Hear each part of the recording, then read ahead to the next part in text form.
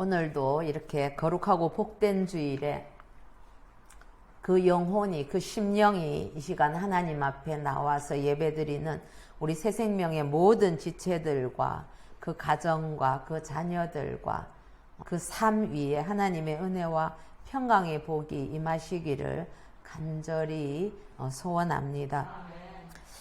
우리 삶 속에서 약속이라는 이 단어가 갖는 의미는 굉장히 특별합니다. 사실은 이렇게 쭉 돌아보면은 수많은 여러 가지 약속들이 모여서 우리의 삶을 이루어가고 있다는 것을 기억하게 되지요. 그 약속들을 통해서 가정도 그리고 사회도 국가도 유지되고 있다는 것을 알 수가 있습니다. 약속을 소중하게 다루는 그런 집단이 있는가 하면 또 약속을 가볍게 여기고 유익에 따라서 욕심에 따라서 쉽게 파기하는 그런 사람들도 있지요.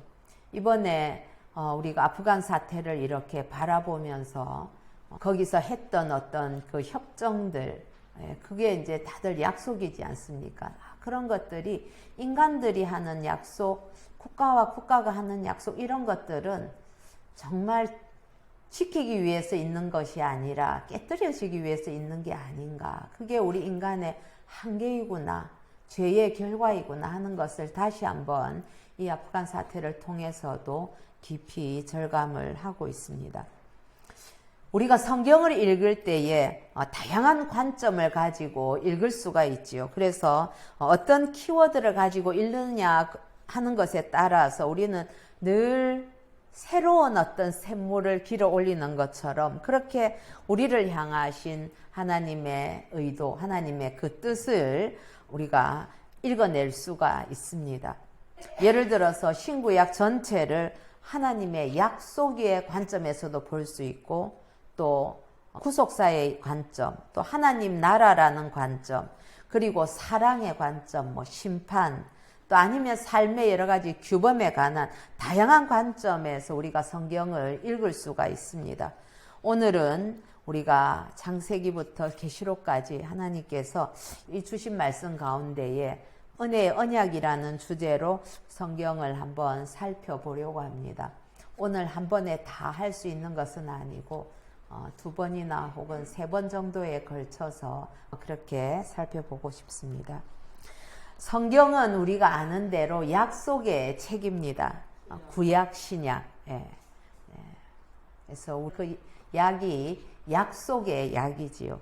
그래서 테스터먼트라고 그렇게 이야기를 하는데, 여기에 T자가 대문자로 있을 때에 그건 고유명사가 되죠. 그래서 일반적으로는 사람과 사람 사이의 약속, 언약, 이걸 의미하는 단어지만은 대문자로 T가 될 때는 신과 사람의 계약으로 우리가 이해를 하고 있습니다. 그래서 The Old Testament 또 The New Testament 그렇게 이야기를 하지요.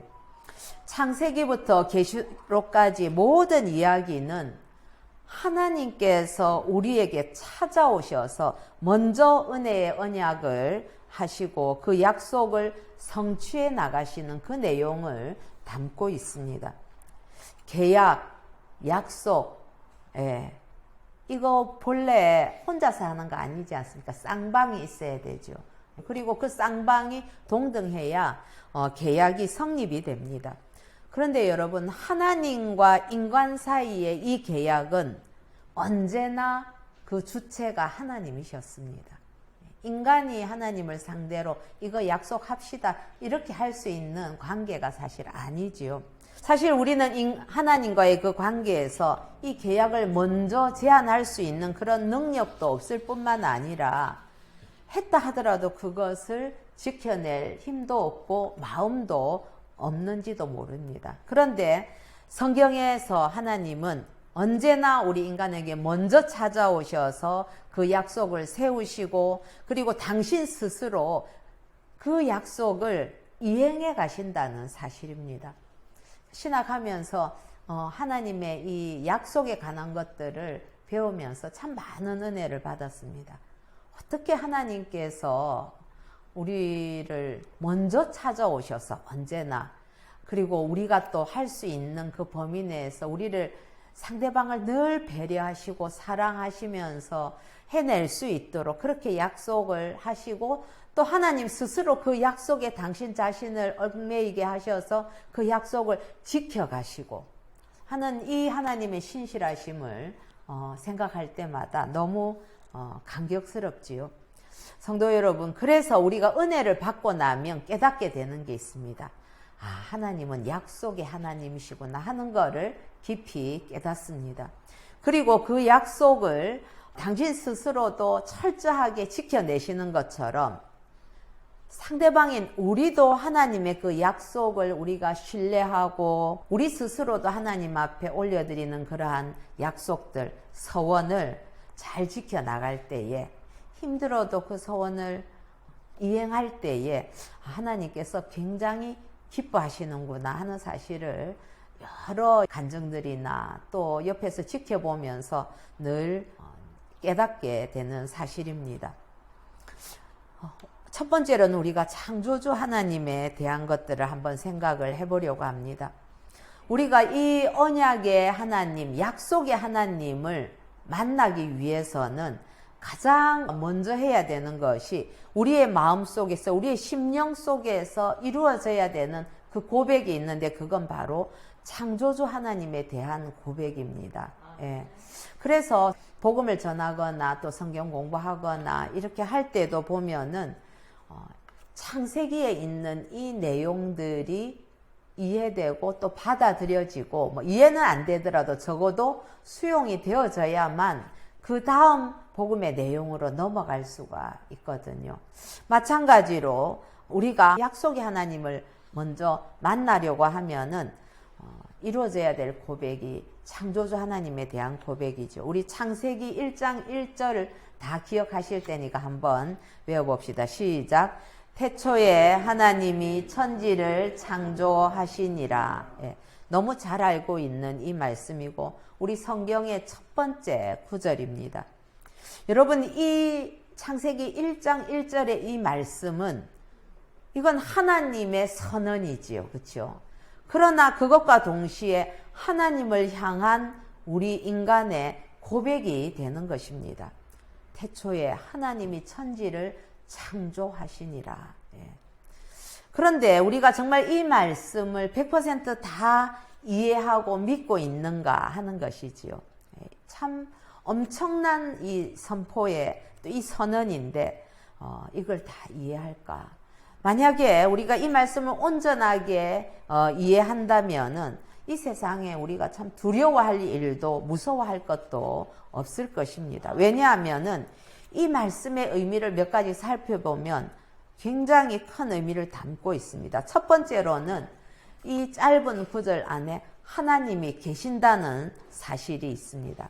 두 번째로는 하나님께서는 무에서 유를 이끌어내서 창조 사역을 하심으로 인해서 지금 우리가 살고 있고 또 우리가 보고 있는, 그리고 우리가 경험하고 있는 천지 우주 만물을 하나님께서 지으셨다 하는 사실을 담고 있지요. 세 번째로는 우리가 피조물이라는 사실을 이야기하고 있습니다. 아, 우리의 존재의 근원이 우리는 창조주가 아니고 피조물이구나 하는 것이죠. 그리고 그 하나님께서 모든 피조 세계와 그 역사의 주체가 되신다는 사실을 담고 있습니다. 네 번째로는 태초가 있기 때문에, 시작이 있으니까 반드시 종말을 맞게 된다. 종말이 있다는 사실을 이 한 구절 속에 다 포함하고 있습니다. 그렇습니다. 우리가 하나님과의 그 언약의 관계, 약속의 관계에 우리가 놓이기 위해서는 먼저 창조주 하나님에 대한 분명한 믿음의 고백이 있어야 하고, 사실 이 고백이 없이는 그 약속을 믿을 수도 없고 또 약속을 이행하시는 그 사실이 얼마나 엄중한가, 놀라운 것인가에 하는 그런 것에 대한 의미를 찾을 수도 없는 것이지요.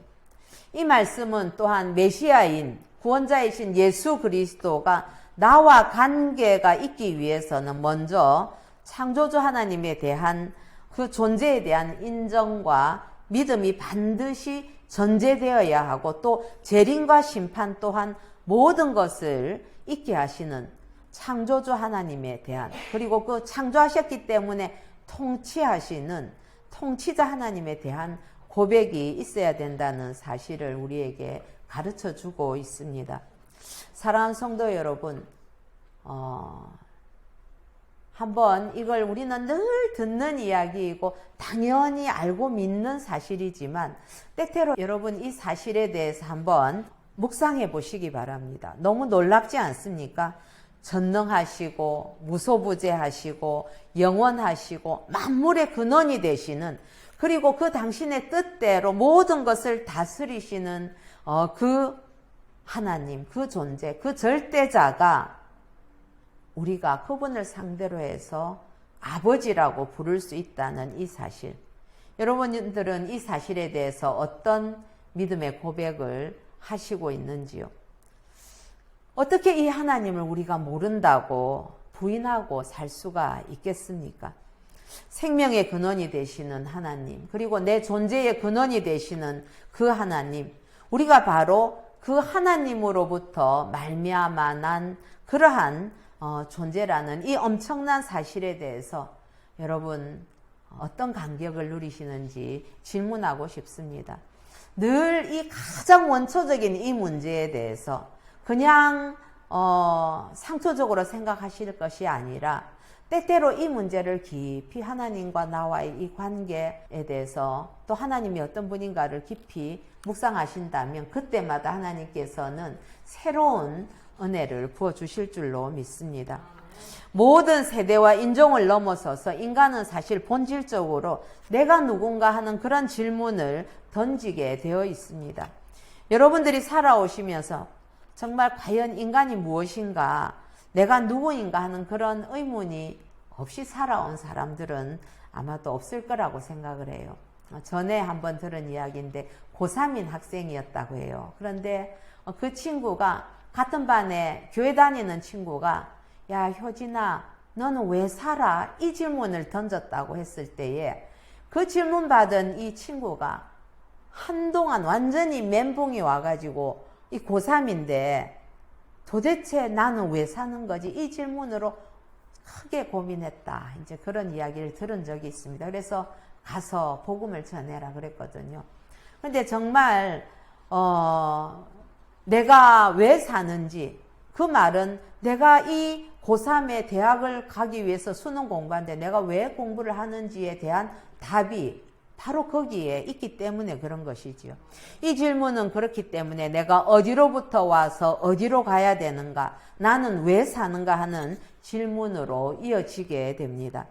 내 자신의 그 존재에 대한 질문이 있다는 것은, 내가 누군가를 묻는다는 것은 결국 창조주의 존재를 인정하는 첫걸음이 되고, 그래서 내가 피조물이라는 사실을 그걸 통해서 겸손하게 받아들일 수 있게 되는 것입니다. 여러분, 창조주와 피조물은 질적으로 전혀 다른, 비교할 수 없는 존재입니다. 피조물이 창조주 자리에 올라가려고 하는 그 순간, 그게 바로 모든 죄의 죄악의 근원이 되고 뿌리가 된다는 것을 우리가 기억해야 되지요. 비교할 수 없는 이 존재라는 사실은, 하나님은 무한하신 분이고 나는 유한한 존재라는 사실이죠. 또 그분은 전능하신 분이고 나는 하나님 앞에서 철저히 무능한 존재라는 사실입니다. 그리고 하나님의 뜻대로 모든 걸 이루어 가시기 때문에 나는 하나님 앞에서 겸손하게 내 뜻은 내려놓아야 된다 하는 사실이지요. 사랑하는 성도 여러분, 이 창조주 하나님에 대한 믿음이 없이는 우리를 구원하신 그 은혜와 사랑을 깨달을 수도 이해할 수도 없습니다. 우리를 창조하셨기 때문에, 그 하나님은 우리를 창조하셨기 때문에 우리가 타락해서 죽어 있을 그때에 우리를 위해서 구원의 사역, 즉 재창조의 사역을 하실 수 있는 의지를 가지실 수가 있고 그 의지대로 행하실 수가 있고 그리고 그 은혜의 약속을 우리에게 하실 수 있는 것입니다. 예, 이건 하나님 외에는 하실 수 없는 일이지요. 자, 그러므로 여러분 우리가 보통 사람이 아닙니다. 하나님의 형상을 따라 지은 영적인 존재입니다.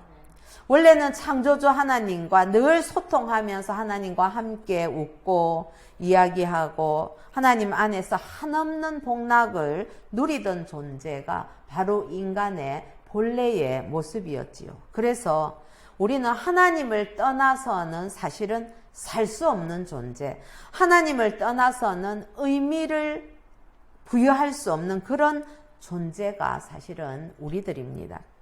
오직 하나님 안에서만 부족함이 없이 온전해질 수 있는 존재가 바로 저와 여러분이란 사실을 잊으시면 안 되겠습니다. 그렇기 때문에 창세기 1장 31절에서 하나님께서 인간을 창조하시고 그 인간에게 모든 것을 다 다스리도록 그렇게 하시고 나서 하신 말씀, 심히 좋았더라, 그렇게 말씀하시는 것이죠. 이처럼 어느 누구도 하나님을 떠나서는 인간을 바르게 이해할 수가 없습니다.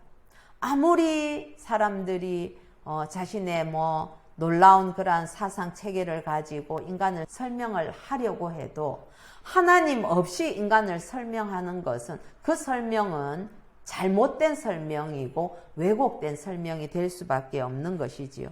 이 창조주 하나님을 향한 여러분의 신앙 고백이 있으십니까? 네, 아멘이어야 합니다. 수년 전에 세상을 놀라게 한 사건 중에서 강남역 화장실이었던가요? 거기에서 어떤 23살의 여성, 알지도 못하는 그 여성을 혐오해서 묻지마 살인을 했던 그 청년의 이야기가 있었습니다. 물론 정서적으로 문제가 있기도 했지만, 그런데 그 이유가 뭐냐? 여성으로부터 인정받지 못한 그 불만의 욕구가 그런 범죄로 이어졌다. 범죄 심리학자들은 그렇게 설명을 하더라고요. 메슬로라는 심리학자가 있습니다. 그분이 세운 이론 중에 인간의 욕구가 있는데 그 5단계 중에서 4단계를 존경의 욕구, 즉 인정받는 욕구로 보고 있습니다. 그래서 사람들은 부모로부터 인정받으려고 하고 친구, 남편, 아내, 심지어 교회 안에서도 사람들로부터 인정받으려고 정말 참 처절한 노력을 하지요. 인간은 이 인정의 욕구 때문에 그 삶이 얼마나 참 곤고한지 모릅니다. 그러다가 그 욕구가 충족이 안 될 때에 자신의 그 존재감이 없다고 느끼면서 절망을 하게 되지요. 그런데 여러분, 그 욕구를 다 충족할 수가 있습니까? 모든 사람들로부터 인정을 받는다는 것이 가능한 일이기나 합니까? 예. 저도 어릴 때는 모든 사람에게 요만한 소리도 듣기 싫어가지고 이 사람 저 사람 비유 맞추느라고 엄청 노력했는데 나이 들고 예수 믿고 나니까 그 일이 참 불가능한 일이구나 하는 것을 뒤늦게 깨닫고 자신에 대해서도 자유하게 했던 기억이 있습니다. 그렇습니다. 사람들로부터 인정받고자 하는 그것은 어쩌면 소금물과도 같지요. 그래서 저 여러 번 말씀드리지만 인기 연예인들, 그런 사람들이 인기가 떨어지고 나면 이 사람들이 공허해지고 결국은 자살의 충동을 많이 느끼는 그런 이유가 뭐겠습니까? 바로 사람들의 인정은 아무리 받아도 거기에는 참된 만족이 있을 수 없다는 것을 반증하는 것이 되는 것이지요. 그런데 여러분들은 누구로부터 인정을 받기 위해서 살고 있습니까? 예. 지금은 우리의 모습이 좀 부족해 보이고 또 지금 인생 광야길을 걸어가면서 한없이 헤매고 지쳐 있다고 할지라도, 고난 중에 있다 할지라도 사람들로부터 또 제대로 우리 가치를 평가받지 못하고 있다고 할지라도 하나님으로부터 심히 좋았더라, 보시기에 심히 좋았더라. 그런 평가를 받는다면 하나님으로부터 얘야 내가 너를 보니까 정말 좋구나 하는 이 인정을 받는다면 여러분 그건 우리가 누릴 수 있는 최고의 영예를 누리는 것이 아니겠습니까? 사람들 그 인정에 목말라 할 필요가 없습니다. 하나님이 나를 아시고 하나님이 나를 사랑하시고 하나님이 나를 인정해 주시는데 그렇다면은 세상이 날 몰라줘도 좀 억울해도 천지 만물 지으신 하나님이 나를 알아주신다면 무슨 여한이 있겠습니까? 무슨 부족함이 있습니까? 그리고 그 하나님과의 관계가 잘 이루어지고 있다면 무엇이 두려웠겠습니까? 사랑하는 성도 여러분, 창조주 하나님을 인정하십시오. 그리고 늘 그분을 믿고 의뢰하고 찬양하십시다. 나를 창조하신 하나님, 나를 목적을 가지고 오고 간 모든 세상 가운데서 독특하게 유일한 존재로, 단 하나뿐인 존재로 그렇게 하나님께서 저를 디자인하셔서 이 땅에 보내신 그 하나님을 믿으시기 바랍니다. 그분은 창조자이시며 전능자이시며 위대하시고 영원하신 하나님이십니다. 그런 하나님이 저와 여러분을 사랑하십니다. 그리고 저와 여러분을 향해서 보시기에 심히 좋았더라. 그렇게 말씀하시는 것이지요. 자, 그런데 여러분 성경에는 참 너무나 슬픈 반전 스토리가 아주 적나라하게 쓰여 있습니다. 그렇게 하나님 보시기에 좋았던 인간이 하나님을 반역을 한 것입니다. 그것도 하나님처럼 되려고 하는 정말 엄청나고 참 가공할 만한 그런 욕심을 부린 것이지요. 그들은 아마 그렇게 생각했을지 모르겠습니다. 선악과 하나 딱 따먹었는데 이런 엄청난 결과가 나오리라고는 미처 생각을 못했을지도 모릅니다. 그러나 하나님의 공의는 하나님께서 말씀하시고 하나님께서 세우신 그 약속을 범했을 때에 하나님 말씀하신 대로 약속하신 대로 이루어질 수밖에 없는 것이 하나님의 공의인 것이지요. 왜냐하면 하나님은 신실하시기 때문에 그렇습니다. 여러분은 어떻습니까? 인간의 죄 문제에 대해서 얼마나 깊이 생각을 해보셨습니까? 여러분 자신의 그 죄의 깊이와 크기와 심각함에 대해서 얼마나 처절하게 애통하면서 두렵게 생각하면서 통해 자복해 보신 그런 경험이 있으신지요? 여러분 이 죄에 대한 깊은 깨달음이 없이는 하나님의 은혜는 값싼 은혜로 떨어지고 맙니다. 죄로 인해서 에덴이 상실되었지요. 그걸 우리 신락원 이렇게 표현하지요. 에덴에서 쫓겨나야만 했던 그 엄청난 죄의 대가에 대해서 우리가 깊이 깨닫지 못한다면 역으로 하나님께서 우리에게 주신 그 은혜의 약속, 그 은혜의 언약에 대한 소중함을 우리가 깨달을 수도 없을 뿐만 아니라 이 약속의 성취가 되시는 예수 그리스도의 그 구속의 은총에 대해서도 우리는 감사하고 감격할 수 없다는 사실입니다. 더더군다나 앞으로 오게 되는 우리 주님의 재림의 약속을 통해서 성취하게 되는 새 하늘과 새 땅의 그 회복에 대한 소망도 우리가 감사로 받아들일 수 없는 것이지요. 사랑하는 성도 여러분, 이 인간의 반역은 어디에서부터 시작이 되었습니까?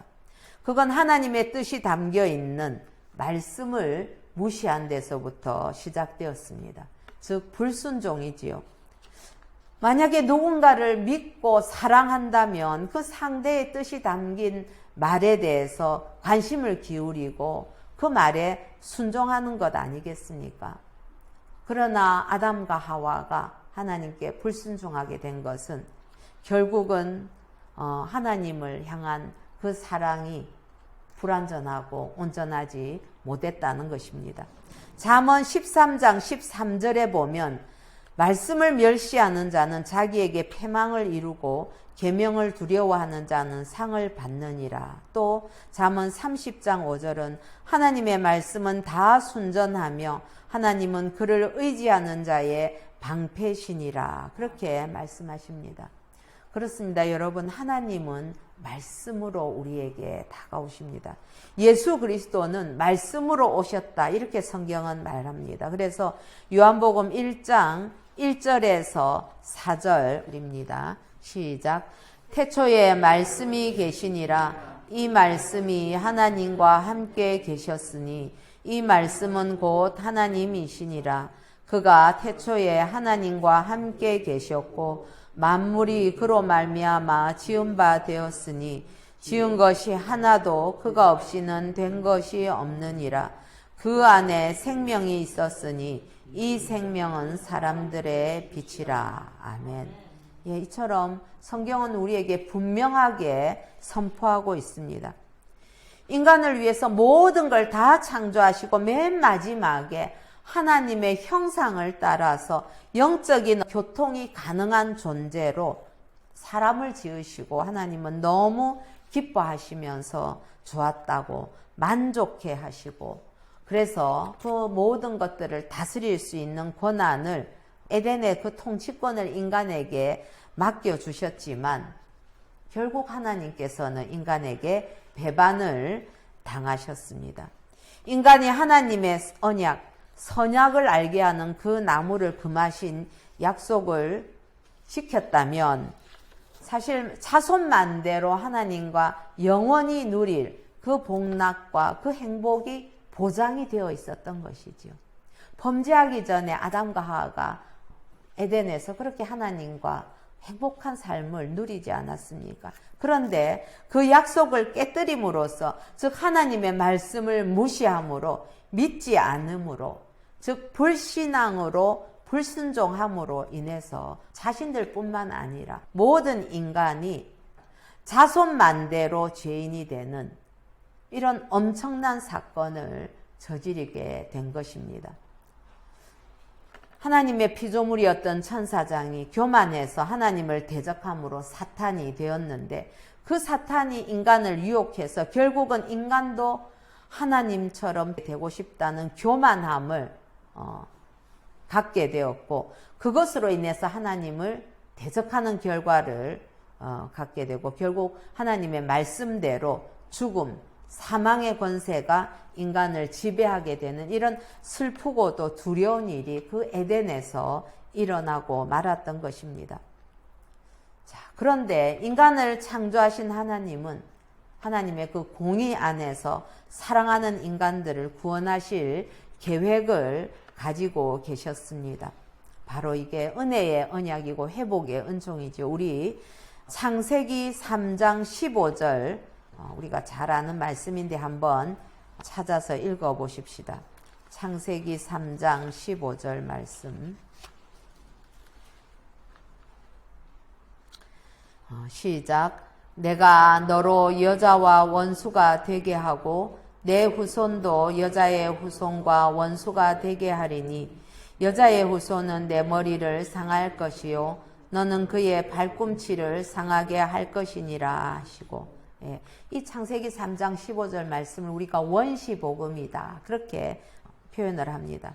이 말씀은 결국 나중에 예수 그리스도로 성취가 되었습니다. 그래서 우리 오늘 본문 말씀인 요한복음 3장 16절에서 18절 말씀 같이 한번 읽어보십시다. 시작. 하나님이 세상을 이처럼 사랑하사 독생자를 주셨으니 이는 그를 믿는 자마다 멸망하지 않고 영생을 얻게 하려 하심이라. 하나님이 그 아들을 세상에 보내신 것은 세상을 심판하려 하심이 아니요 그로 말미암아 세상이 구원을 받게 하려 하심이라. 그를 믿는 자는 심판을 받지 아니하는 것이요 믿지 아니하는 자는 하나님의 독생자의 이름을 믿지 아니하므로 벌써 심판을 받은 것이니라. 그렇습니다. 참 이 복음의 말씀은 언제 읽어도 우리는 정말 가슴이 뛰지요.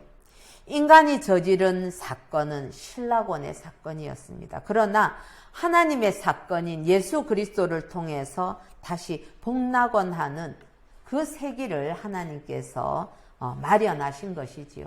사실 하나님께서 우리에게 허락하신 이 복락원의 약속은 에덴과는 비교할 수 없는 그러한 놀라운 새하늘과 새 땅을 우리에게 약속하신 것입니다. 하나님 스스로 세우신 그 은혜의 언약을 따라 말씀대로 이루셨기 때문에 이게 바로 우리가 회복의 은총이다. 그렇게 표현할 수 있는 것 아니겠습니까? 사랑하는 성도 여러분, 하나님께서는 지극하신 사랑으로 저와 여러분, 우리를 창조하셨습니다. 그러나 하나님을 떠나는 그 순간 인간은 죄와 사망으로 떨어질 수밖에 없는 것이지요. 말씀을 떠나는 순간 우리 마음속에는 끊임없는 사단의 유혹이 정말 집요하게 일어나고 맙니다. 하나님의 뜻을 떠나 있는 인간들이 얼마나 참 취약한가 하는 것을 늘 기억하게 되는데, 신앙생활 하면서도 보면은 잠시 잠깐 하나님의 그 은혜에서부터 우리가 등을 돌리고 있으면 어김없이 넘어지는 우리 자신의 모습을 발견하게 되는 것이지요. 그렇기 때문에 우리 자신의 그 나약함을 인정하고 나를 지으신 신실하신 하나님의 약속을 붙드시는 저와 여러분 되기를 소원합니다. 그래서 약속의 성취가 되시는 예수 그리스도를 믿음으로 구원받고 영생을 누리는 언약 백성으로서 남은 이 생명의 길, 순례의 길을 우리 모두가 함께 걸어가시기를 바랍니다. 다음에도 우리 이 은혜의 언약을 따라서 우리에게 주시는, 하나님께서 주시는 그 회복의 은총이 어떠한가 더 깊이 상고하려고 합니다. 아무쪼록 이 한 주간 여러분들 창조주 하나님은 누구시고 그리고 나는 누구인가, 그것을 깊이 묵상하시고 질문하시면서 말씀의 은혜를 누리는 저와 여러분 되기를 예수님의 이름으로 축복합니다.